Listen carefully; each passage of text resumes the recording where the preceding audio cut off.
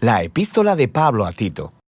Tito era un griego seguidor de Jesús, quien durante años fue un confiable colaborador y compañero de viaje de Pablo. Él había ayudado a Pablo en varias situaciones críticas en el pasado, y en esta carta descubrimos que Pablo le había asignado la tarea de ir a Creta, una gran isla en la costa de Grecia, para restaurar el orden en una red de iglesias en las casas. La cultura cretense era conocida en el mundo antiguo. Una de las palabras griegas para mentiroso era cretizo, ser cretense. Estas personas eran infames por su traición y avaricia. La mayoría de los hombres en la isla habían servido como soldados mercenarios al mejor postor, y las ciudades de la isla eran conocidas por ser inseguras, plagadas de violencia y corrupción sexual. Sin embargo, la isla de Creta tenía muchos puertos estratégicos que servían a ciudades por todo el mar Mediterráneo en la antigüedad. Así que, desde la perspectiva de Pablo, Creta era el lugar perfecto para empezar una red de iglesias. Ahora, no conocemos los detalles, pero de alguna manera esas iglesias cayeron bajo la influencia de líderes cretenses corruptos. Ellos decían ser cristianos, pero estaban arruinando las iglesias. Por lo que Pablo encargó a Tito la tarea de ir allí y ordenar las cosas. Esta carta proveyó las instrucciones. Tiene un diseño bastante sencillo. Después de una breve introducción, Pablo le da a Tito instrucciones claras acerca de sus tareas en la iglesia. Después, le ofrece lineamientos acerca de una nueva clase de hogar y sobre la nueva humanidad que el Evangelio podría crear en esas comunidades cretenses. Después, Pablo cierra la carta con algunos saludos finales. Entonces, Pablo inicia la carta recordándole a Tito que su mensaje como apóstol es sobre la esperanza de la vida eterna. Esto es, la vida de la nueva creación que está disponible desde ahora a través de Jesús, el Mesías. Y esta esperanza fue prometida hace mucho tiempo por el Dios que no miente. Ahora, este pequeño comentario inicial introduce un tema importante que se encuentra en toda la carta. Uno de los problemas en las iglesias cretenses era que habían mezclado sus ideas sobre Jesús, el Dios cristiano, con sus ideas sobre los dioses griegos con los que crecieron, específicamente con Zeus, su dios principal. Los cretenses decían que Zeus nació en su isla y les encantaba contar historias y mitologías acerca del carácter corrupto de Zeus. Él seduciría a las mujeres y mentiría para salirse con la suya. Así que Pablo quiere ser muy claro. El Dios revelado a través de Jesús es totalmente diferente a Zeus. Sus rasgos de carácter principales son la fidelidad y la verdad, lo que significa que la manera de vivir cristiana también practicará la verdad, lo cual será un gran reto para estos cretenses. Pablo entonces encarga a Tito con una tarea en dos partes. Dice que lo primero será designar nuevos líderes para cada comunidad de iglesia.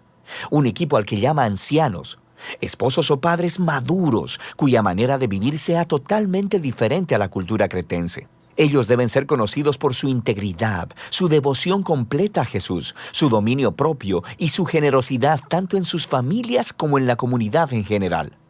Y estos nuevos líderes deben enseñar las buenas nuevas acerca de Jesús y reemplazar a los líderes corruptos que necesitan ser confrontados. Esa es la segunda tarea de Tito. Pablo identifica a los falsos maestros como esos de la circuncisión. En otras palabras, ellos eran judíos étnicos cretenses que decían que seguían a Jesús, pero de manera similar a los problemas en Galacia, esta gente demandaba que los cristianos no judíos fuesen circuncidados y que siguieran las leyes de la Torá, si es que realmente querían convertirse en seguidores del Mesías judío. Pablo dice que ellos están obsesionados con los mitos judíos y mandamientos humanos, y además que solo están en los asuntos del liderazgo de la iglesia para hacer dinero. Así que Pablo, en un movimiento brillante, toma una cita de un antiguo poeta cretense, Epiménides, quien fue muy franco y honesto sobre el carácter de su propia gente. Él dijo: «Los cretenses son siempre mentirosos, malas bestias, glotones ociosos. Ellos borran las líneas entre lo verdadero y lo falso, entre el bien y el mal, y lo único que les importa es el dinero». Así que, aunque estos líderes dicen conocer a Dios, su manera cretense de vivir lo niega. Se debe tratar con ellos, y esto lleva a Pablo a la siguiente sección. Debido a estos líderes corruptos, muchos cristianos de estas iglesias ahora tienen hogares y vidas personales que son un desastre total. Y en 3 ocasiones diferentes, Pablo resalta el resultado de esta situación, que el mensaje de Jesús es desacreditado. Sus vecinos no cristianos ahora tienen buenas razones para hacer acusaciones malvadas. Y todo esto hace que la enseñanza de Dios, nuestro Salvador, no sea atractiva ni persuasiva para nadie. Así que Pablo describe el hogar cretense ideal, que es devoto de Jesús. Debían ser hombres y mujeres ancianos, llenos de integridad y dominio propio, para que puedan ser modelos de carácter para los jóvenes. Y las mujeres jóvenes no deberían estar teniendo sexo casual y evitando el matrimonio, como estaba de moda en la Creta de ese tiempo, sino más bien deberían buscar compañeros fieles para poder criar familias estables y saludables. Y los hombres jóvenes deben hacer lo mismo. Deben ser conocidos como ciudadanos sanos y productivos. Los esclavos cristianos en Creta estaban en una posición única, porque sabemos que por causa del Evangelio eran tratados como iguales en las comunidades eclesiásticas de Pablo. Sin embargo, existía el peligro de que ellos usaran esa igualdad como un permiso para faltarle el respeto a sus amos, y luego asociarse con las rebeliones de esclavos, lo que también desacreditaría el mensaje cristiano. Aquí podemos ver a Pablo negociando una línea muy delgada. Él cree que el Evangelio de Jesús necesita demostrar su poder redentor en la plaza pública, si es que verdaderamente va a transformar la cultura cretense. Y eso no va a suceder a través de la agitación social o de que los cristianos se aíslen de la vida urbana. El mensaje cristiano será convincente para los cretenses cuando los cristianos participen completamente en la vida pública, cuando sus vidas y hogares se vean similares a los demás a primera vista y que después de mirarlos atentamente, sus vecinos descubran que los cristianos, por su devoción a un Dios totalmente diferente, viven bajo un sistema de valores totalmente diferente. Y esa es la diferencia que Pablo resume de manera hermosa al final del capítulo 2. Él dice que el sistema de valores que motiva la manera cristiana de vivir es la gracia generosa de Dios, la cual se mostró en la persona de Jesús y que se mostrará de nuevo en su regreso. Esta gracia fue demostrada cuando Jesús entregó su honor para morir una muerte vergonzosa a favor de sus enemigos, para poder rescatarlos y redimirlos. Y esta es la misma gracia que llama al pueblo de Dios a decir no a las maneras corruptas de vivir, las cuales son inconsistentes con el amor generoso de Dios. Pablo luego pasa del hogar cristiano a una visión de los cristianos viviendo como nuevos humanos en la sociedad cretense. De toda la gente en Creta, los cristianos deben ser conocidos como los ciudadanos ideales, apacibles, generosos, obedientes a las autoridades, conocidos por buscar el bien común. Pero esto es muy diferente a la manera en que los cretenses crecieron. ¿Cómo se supone que los cristianos mantengan este estilo de vida contracultural?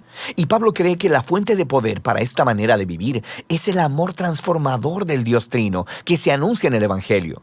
Y entonces lo explica en un poema realmente hermoso. Él dice que la bondad y el amor de Dios son lo que nos salvó, a pesar de nosotros mismos, para que a través del Espíritu Santo Dios lavara, renaciera y renovara a las personas.